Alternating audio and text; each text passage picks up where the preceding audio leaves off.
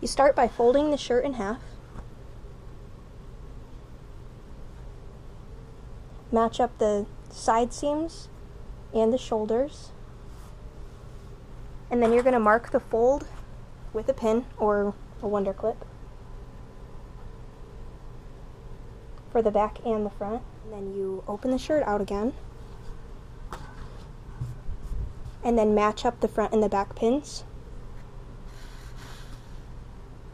And then you smooth out the rest of the neck so that the seams, so that the raw edges are aligned. And you can see that the shoulder seam is not on the fold. You're going to mark the fold on the inside of the neck with a pin on both sides.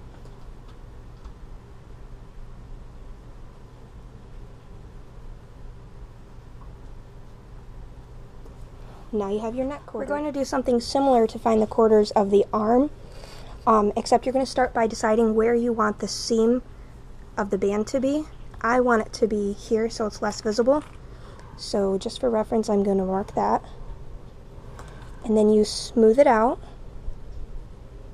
so that the raw edges are aligned. Try not to stretch it as you go. And then you mark the opposite fold with a pin. So now we have it in half, and then we're going to fold it, matching up those pins. And you have folds over here. You're going to mark both of those also. I start by marking them together and then unfold it and mark the other one.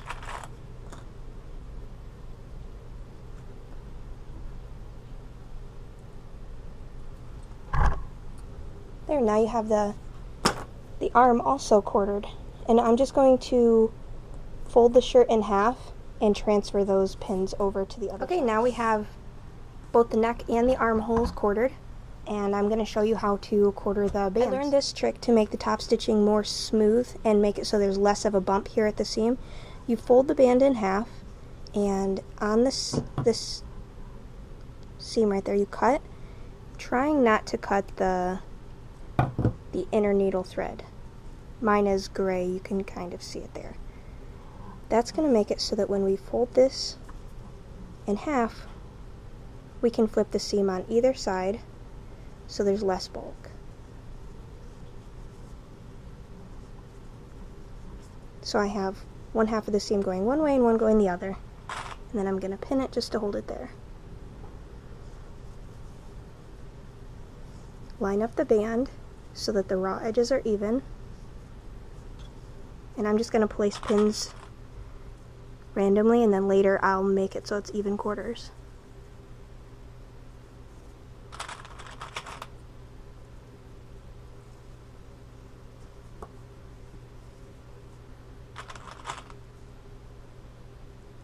Okay, with the seam at the top, you fold it, and here's going to be the bottom, and then you line up the seam with the one you just placed to get the other two.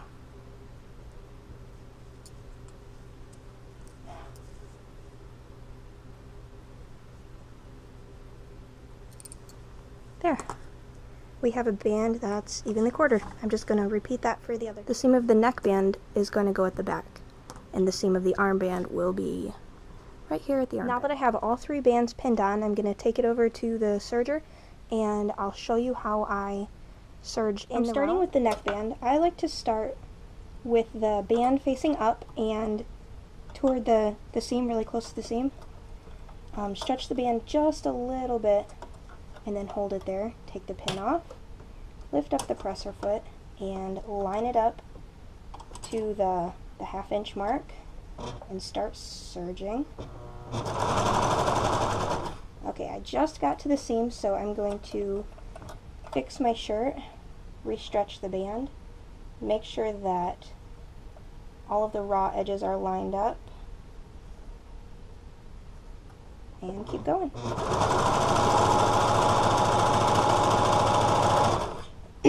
As I get closer to the pin, I just stop and fix everything, take the pin out, keep going.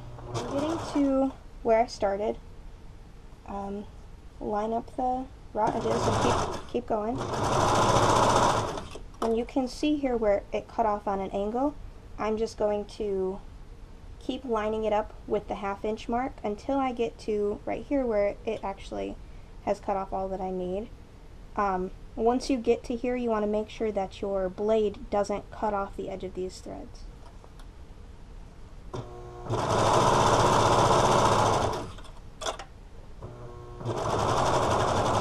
Okay, I've just cut off all of the seam, and now I'm making sure that my blade doesn't cut the seam there. And then I just lift up my foot and pull it out. And put the thread even. You can see that it started there and ended there. The shoulder seam of the armband, I just completed the neckband. When you get to the armband shoulder seam, you want to make sure that the seam allowance of the actual shoulder seam is facing the same direction. So on the neckband it's down, so I'm going to make sure that it's down as I go over it for the armband. And it's finished. I have all 3 bands attached.